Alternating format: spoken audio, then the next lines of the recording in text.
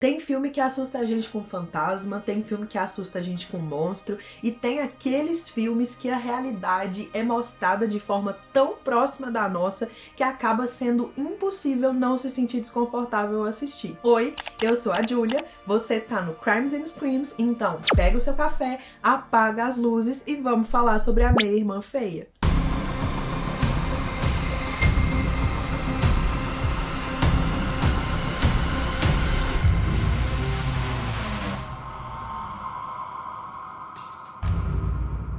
Bom, esse filme de 2025 é dirigido e roteirizado pela Emily Blichfeld. Ele revisita um dos maiores clássicos de todos os tempos, a Cinderela. Só que aqui ele conta a história de uma maneira super diferente. Não é aquela coisinha tradicional de uma menina que encontra um príncipe e eles vão ao baile e são felizes para sempre.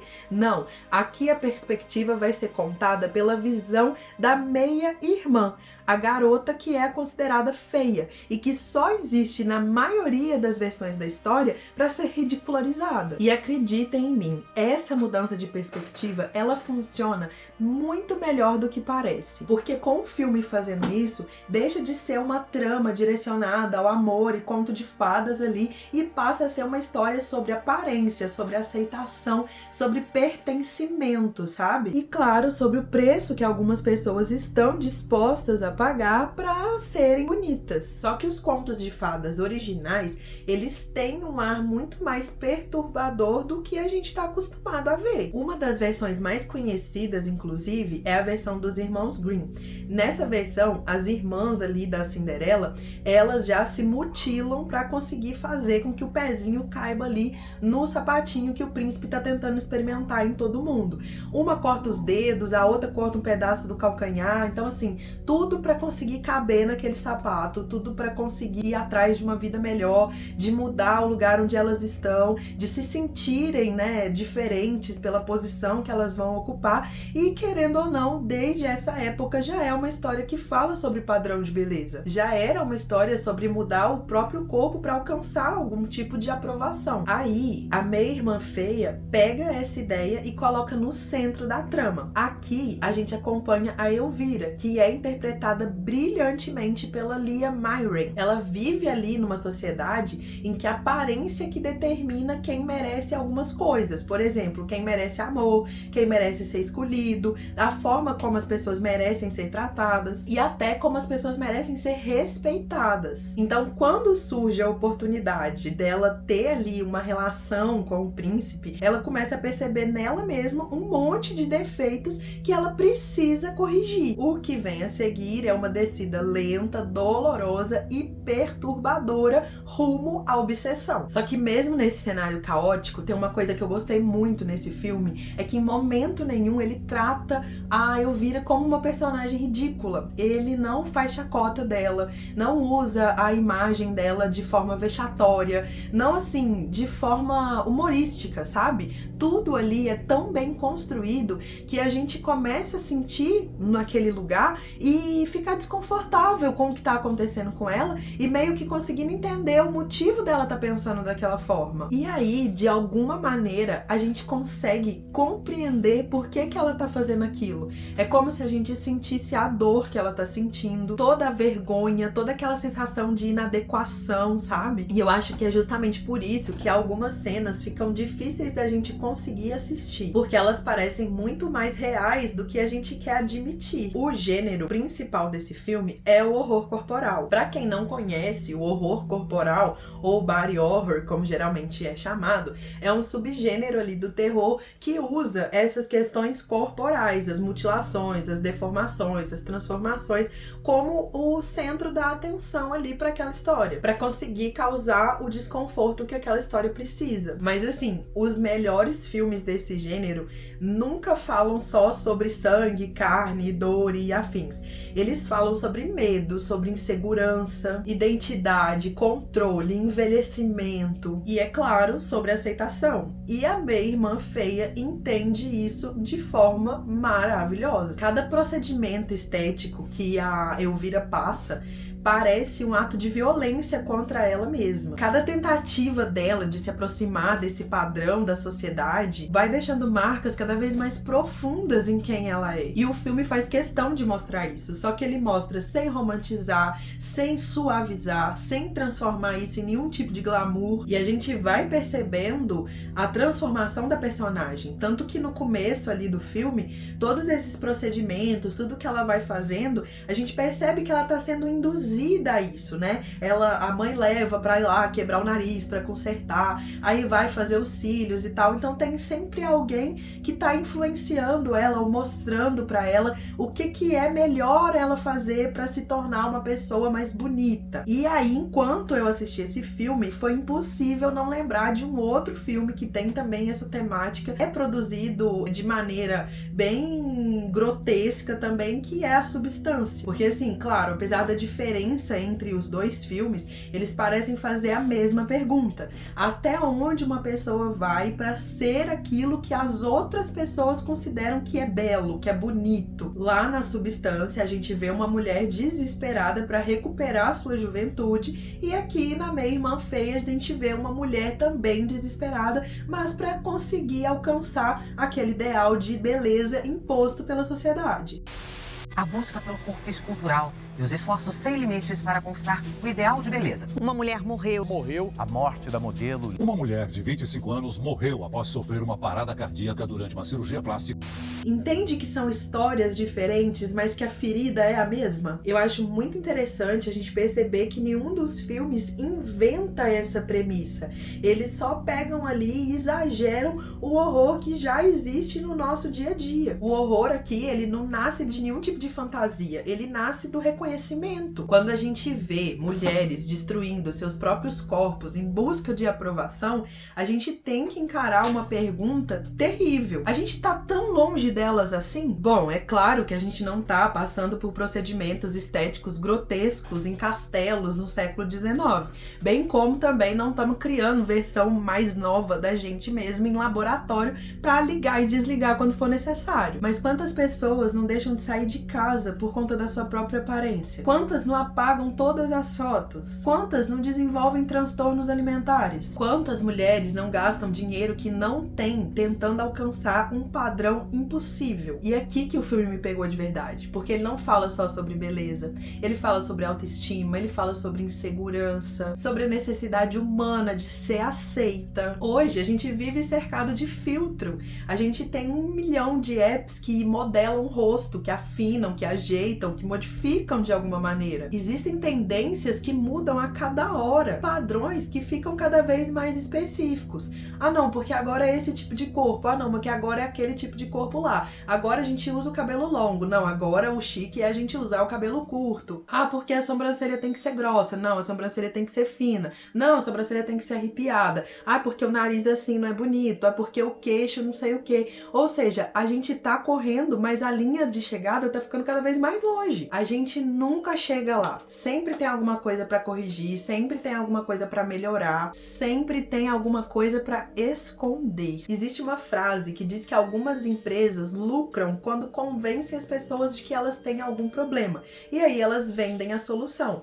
Só que essa solução, em forma de produto, ela nunca chega de verdade, porque você compra aquela solução para determinado problema, aparece outro, aí vem outra tendência, aí tem outro produto, aí tem um que você precisa usar junto com outro, e você vai descobrindo ali e vai se tornando uma pessoa que não tem nada de bom. Tudo que você é, ou tudo que você aparenta ser, precisa ser melhorado, precisa ser transformado de alguma maneira. A indústria da beleza, ela funciona exatamente assim. E o filme faz questão de mostrar isso pra gente, colocando esse cenário lá do século XIX e uma temática que é discutida abertamente nos dias atuais. E o mais legal de tudo é que o filme faz isso sem parecer uma palestra. A gente consegue ver que essa premissa, que essa ideia tá ali o tempo todo, tá sendo mostrada, mas a gente sente isso na dor da personagem, nas escolhas que ela faz, nos sacrifícios que ela comete. E isso torna tudo muito mais poderoso para quem tá assistindo e entendendo o que aquela história quer mostrar. E assim, aqui eu também preciso falar da parte técnica.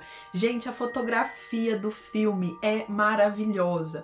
Tem uns enquadramentos, assim, todos no estilo meio gótico, tudo meio melancólico. Combina super com essa sensação que a Elvira tá passando todos os momentos, e também tem um contraste gigantesco, porque é tudo muito lindo, tudo muito perfeito, tudo feito para pessoas que são assim, né, da realeza, são pessoas chiquérrimas e tudo mais, e você vê dentro dessa situação aquela menina que tá tentando ser perfeita como um cenário, tentando ser montada como uma história que precisa ser vendida, e precisa ser vendida de forma perfeita, precisa ser vendida sem que hajam defeitos ali para serem consertados a posteriori. Então, toda a direção ali, ela consegue fazer o desconforto nascer dentro da gente. As cenas explícitas também, as cenas que causam mais repulsa na gente,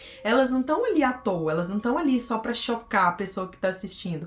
Elas estão ali porque elas têm lugar na narrativa. Elas estão ajudando a contar toda aquela história. Elas estão ajudando a construir toda a crítica que é envolvida ali na personagem. E isso faz toda a diferença. Porque o choque por chocar, faz isso e acaba. Tipo, a gente esquece muito rápido. Mas quando o choque ele tem propósito, ele fica na cabeça da gente. Então, mesmo depois que aquele filme acaba, você fica pensando em tudo que foi mostrado ali pra você. O que você pode tirar daquilo ali, o que você tá vivendo daquilo ali. E eu fiquei pensando muito nisso depois que o filme terminou. A Minha Irmã Feia não é um filme sobre uma mulher que quer encontrar um príncipe. Não é um filme sobre beleza, sobre romantismo. Também não é um filme sobre inveja. Muito menos um filme sobre rivalidade feminina. É um filme sobre pessoas que acreditam que precisam melhorar ou se modificar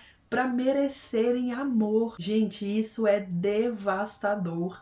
É devastador porque muita gente conhece essa sensação. Talvez a gente não conheça e não viva ela da mesma forma que a Elvira vive ali dentro daquela história. Mas de alguma forma a gente sabe como se sente. Quem nunca olhou para si mesmo e pensou que seria mais feliz se pudesse mudar alguma coisa? Quem nunca sentiu que precisava ser diferente para ser aceito em determinado grupo, em determinado local? Quem nunca acreditou que precisava ser melhor para merecer carinho? No fim das contas, é por isso que o filme funciona tão bem. O filme pega ali um conto de fadas antigo, transforma supostamente a vilã no centro da trama e toda a beleza em horror. E essa história, aparentemente simples, ela traz uma reflexão muito atual. Para mim, é um dos filmes mais interessantes que eu vi nos últimos tempos. É um filme perturbador, é um filme inteligente, é um filme que causa várias sensações na gente. Eu me senti muito desconfortável, sentindo na pele ali o que a Elvira tá passando, e eu consegui assimilar muito daquilo que ela viveu lá no século XIX com o que a gente tá vivendo hoje. Só faltou ali tá escancarado, porque a gente vê a mulher sendo colocada como qualquer coisa ali que precisa chamar atenção, porque ela precisa encontrar o príncipe, porque só assim ela vai ter uma posição na sociedade. A gente vê ela comendo ali, né, o ovinho de verme para poder emagrecer, e isso é colocado de uma forma sutil, uma forma que no começo você pensa assim, ah, tá bom, tá, não, ok, vai funcionar. E a gente tá naquele horror de tal maneira que, na verdade, nada parece parece grotesco demais. É só porque a gente tá numa época diferente. Mas tudo que acontece ali acontece agora também. E o que eu falei sobre a Elvira tá sendo influenciada no começo do filme é justamente isso. Sempre tem alguém mostrando uma revista pra ela, onde você vai escolher o tipo de nariz porque esses aqui são os narizes mais bonitos. Olha, você tem que ver os cílios dessas mulheres aqui porque você tem que colocar um cílio parecido com algum cílio que é de uma famosa, que é de uma mulher que tem uma determinada posição. Você precisa saber balé clássico, você precisa saber se comportar em uma mesa de jantar. E tudo isso a gente consegue enxergar hoje também em situações um pouco diferentes. A questão da própria larva mesmo que eu falei. Hoje em dia, a gente tem todo dia aí notícia dessas canetas emagrecedoras que são roubadas lotes e lotes. E a gente sabe que não são obesos só que estão usando isso aí. A gente sabe que a sociedade transformou a necessidade de ser aceito em um filme de terror de verdade. E com o passar do tempo, o filme é construído de maneira tão ali retinha que a Elvira, ela não precisa mais ser influenciada. Ela não precisa mais ver uma revista, ela não precisa mais da mãe dela buzinando na orelha. Ela começa a se mutilar, ela começa a achar os defeitos e a mudar por conta própria. Tanto que essa questão da mutilação, essa questão que tem lá no conto dos irmãos Grimm, ela faz no filme. Ela vai lá para cortar seus pés, né? O final do filme, gente, é muito bom. Acontecem muitas coisas ali. As cores do filme, elas são muito bem colocadas, sabe? São cores intensas, são cenários bonitos. E a gente vê a mãe dela fazendo determinadas coisas na frente dela e ela com aquela necessidade que passou a ser dela, que foi imposta de tal maneira que aquilo adentrou a personalidade dela. Agora ela não só quer conquistar o príncipe, ela quer ser tudo aquilo que foi mostrado para ela. Ela quer tá dentro da sociedade e quer se impor porque é o único jeito que todo mundo sempre falou pra ela que funcionaria. Então é um filme com uma carga emocional muito grande, é um filme que não é pra ser assistido uma vez só.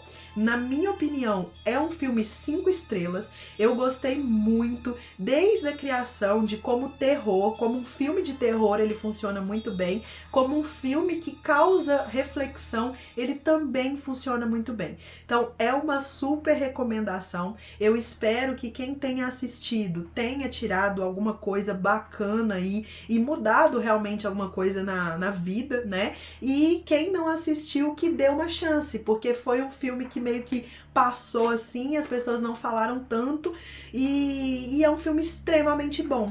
E não assistam com crianças, não é um filme para crianças, mas é um filme ali que tem uma história que pode ser contada tranquilamente hoje em dia, palestrada e vai causar um impacto gigantesco. E agora, para encerrar, eu quero fazer a mesma pergunta que o filme faz.